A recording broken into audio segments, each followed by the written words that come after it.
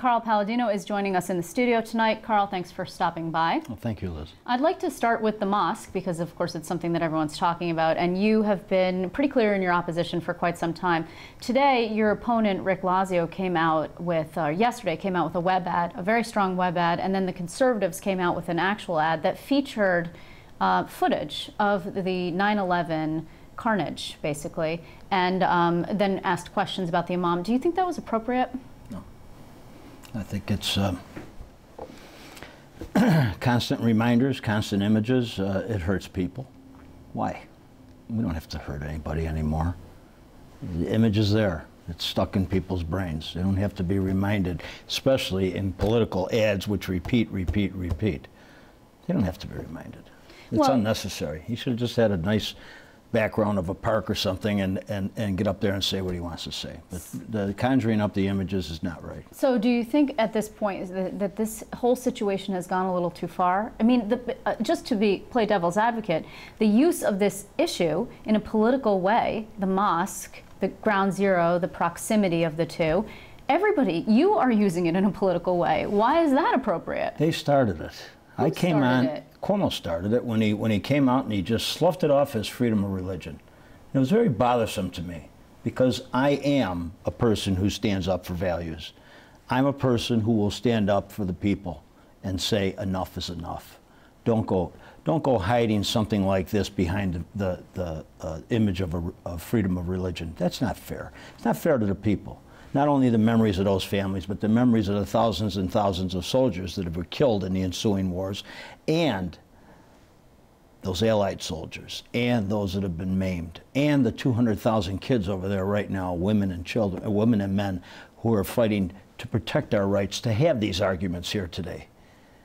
This is a symbolic thing. They made a big mistake when they named it Cordoba. They should never have used that name. They're not calling it that anymore. Well, yeah, they went and Park changed 51. it, but that doesn't change the fact that was the code word sent out, okay, to the fundamental radicalists or radical fundamentalists, okay, to tell people this is our symbol of conquest and triumph. They should never have done that. Well, and this imam who believes in Sharia law, all right, who believes that he can bring Sharia law to the United States. Don't tell me there's any good redeeming thing about him right now. There's nothing good or redeeming about this imam, who is right now on a trip overseas at the State Department's expense. Yeah. That there's not that you think that the U.S. government sent a guy abroad who is. I think our government has been very careless on many issues, and I think in this particular case they're very careless. Here's a man that advocates Sharia law. He advocates bringing it to the United States. When did he do that exactly? When did he do that? Do you have any examples of it? In the book he wrote. He wrote it in a book, and then he advocates that his people here should live under Sharia law. We don't allow that in the United States. You obey our Constitution, you live by our Constitution, or go someplace else. We don't need you here. Okay, well, you know, Governor Patterson and now a number of other people, a whole number of other people, have suggested that all that is necessary is to just relocate this. Are you okay with relocating it? I'm fine with relocating it. Okay, because it sounds a little bit like you just don't want it built at all. No, I have no problem. There's 9 million good Muslims in America. They're good worshiping Muslims. That's fine with me. I have no problem with them. But if he's such a radical, why is it okay to build his mosque somewhere else? Well, he should build it someplace else, okay, and we'll see how quick he builds it and how quick he gets funded to build it someplace else. Because I don't think he's going to be able to do it. I think that this is all about being in ground zero. And I say in ground zero because ground zero for me is the extended area over which the dust cloud. Well, you know, there's actually no development. There's still a hole where those Twin Towers used to be. Yeah. I mean, you actually don't believe that that should be redeveloped at all? No, I think it should be a lawn. The should be a park. Whole pit should be a lawn. My God. What do we do at our cemeteries? Do we build monuments at our cemetery? We worship those that have fallen.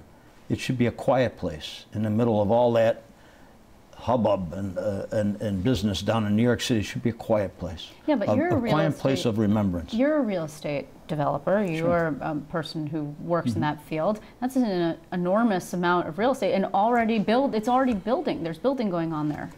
Maybe they should just leave the building that's underground and put a lawn on top of it.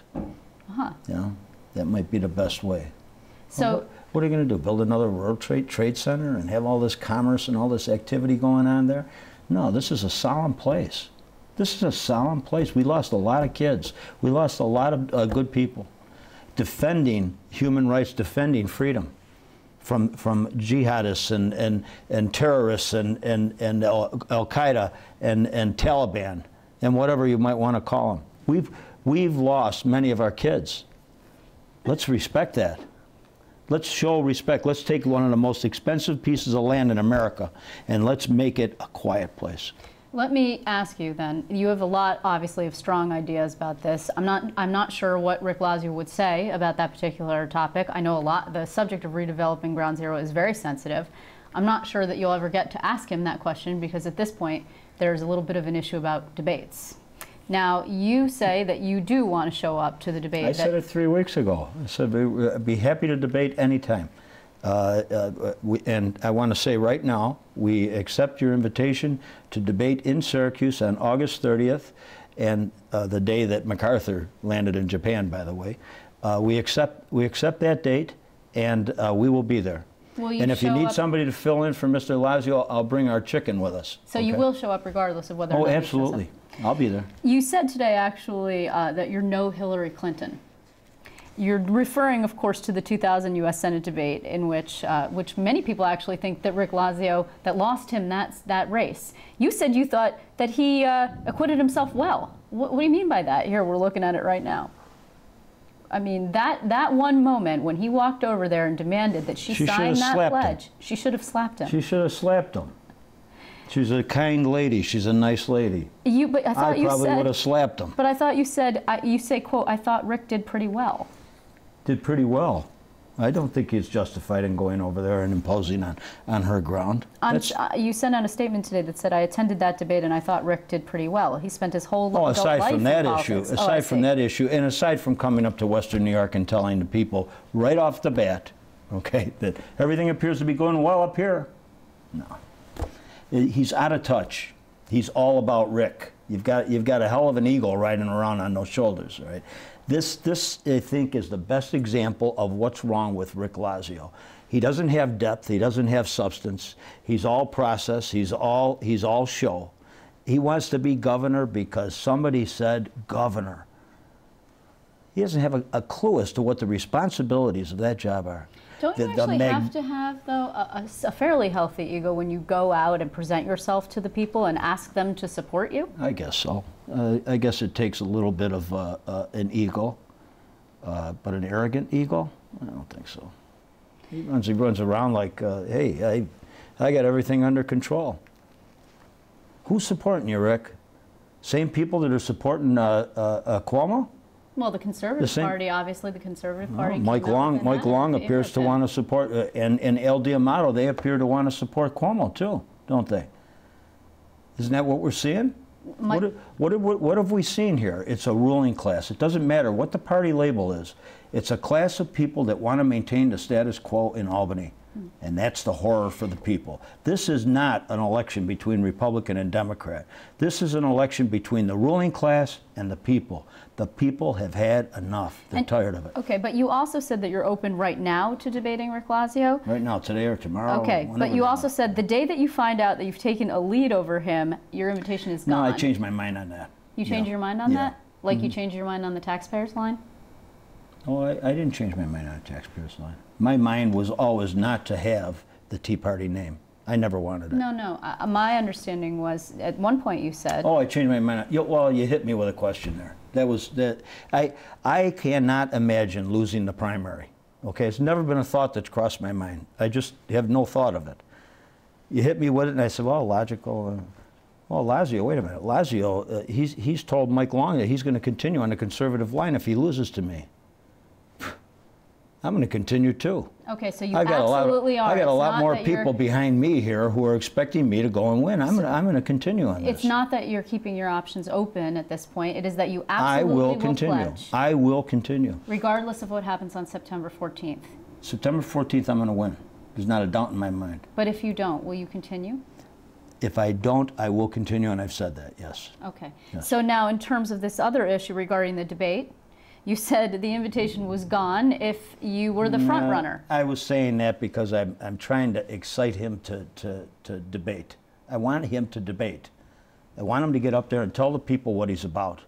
I've been doing it regularly. I've been out there I've been talking about issues. I've been talking about what's wrong. I've been talking about how I'm going to solve the problems. I can't figure out what he's doing. All right, he's an anomaly to me. He goes out and he says, these are problems, these are problems, these are problems. He doesn't give any answers. I want to hear what his answers are. I want to be able to probe that with him, and I think you would like to too. But are you not a little bit worried? You know also in today's statement that you never have debated. I mean, how well versed are you in policy that you'd be able to go toe-to-toe with a guy who was a congressman, who has been involved in politics for many years, and then assuming that you did win, that you'd go toe-to-toe with Andrew Cuomo? What's your point? Well, how do you feel comfortable that you know enough about policy that you could go up against these guys? I don't have one doubt in my mind. Yeah. And if you had to ask them one question? You see, I've been a student of politics my entire life. I've studied it. I've studied government. I'm a lawyer. I've studied the Constitution of the State of New York and the Constitution of the United States. I understand the workings of government and everything that's wrong with it. I've sat patiently on the sidelines and watched for decades. I've watched a maligned government run this state. I'm tired of it. That's why I'm running. I'm running to take them down.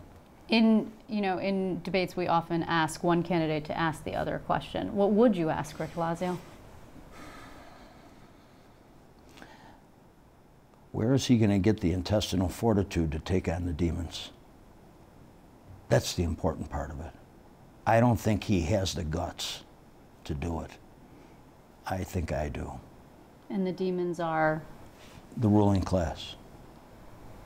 We have a ruling class that has been in power for so long. They're not going to leave quietly in the night. They're not going to stop feeding at the public trough just because we ask them to. We're going to have to take them down. This is going to be a game of cards. Okay, it's not a game, by the way. Okay, it's for me, it's a magnanimous effort. This man is not capable of doing it. Well, we shall see if he actually accepts. You have accepted our invitation. I want to thank you for that. I also want to thank you for joining us, Carl Paladino. Well, thank you, Liz.